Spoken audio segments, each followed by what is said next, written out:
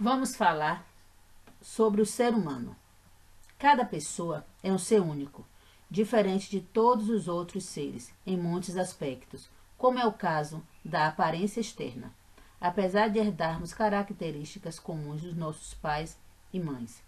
Essas características são estudadas pela genética, ramo da biologia que estuda a hereditariedade e a estrutura dos genes e as suas funções.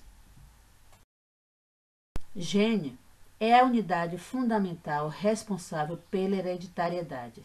Os pais passam para os filhos certas características como tipo e fator sanguíneo, pigmentação da pele, traços fisionômicos, nariz, boca, forma do rosto e olhos e tipos de cabelo.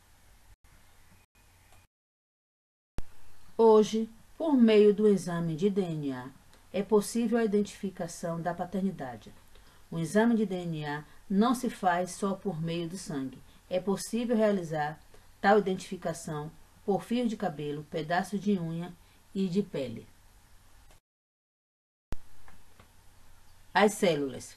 O corpo humano e o corpo da maioria dos seres vivos são formados por milhões e milhões de pequenas partes vivas chamadas células. Célula é a menor unidade do corpo. As células não são todas iguais, têm formas e tamanhos diferentes. Geralmente, a célula é formada por 3 partes. Partes de uma célula. As células não são todas iguais, têm formas e funções diferentes. Geralmente, a célula é formada por 3 partes: membrana, citoplasma e núcleo. Vejamos agora cada uma dessas partes. A membrana envolve e protege a célula. Por ela entram substâncias como água, alimentos, oxigênio e saem outras substâncias que não servem para a célula. Citoplasma é a parte compreendida entre a membrana e o núcleo. Nesta região estão contidas as estruturas responsáveis por várias funções como nutrição, respiração celular, transporte de substâncias e etc.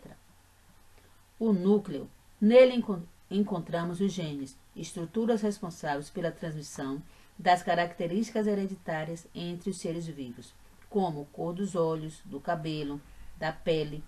O núcleo é responsável pelo controle das funções celulares, inclusive o controle da divisão celular, ou seja, reprodução da célula. Os seres vivos podem ser unicelulares e pluricelulares. Unicelulares são formados por uma única célula, como as bactérias e os protozoários. Aí, como exemplo, podemos citar a ameba.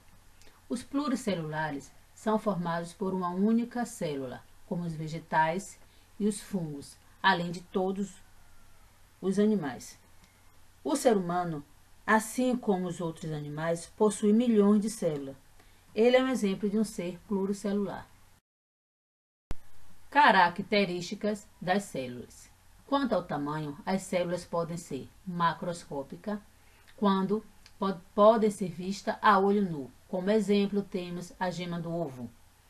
Célula microscópica, quando só pode ser vista com auxílio de um microscópio. Como exemplo, temos as células que formam o nosso corpo. A parte da biologia que estuda a célula é chamada de citologia.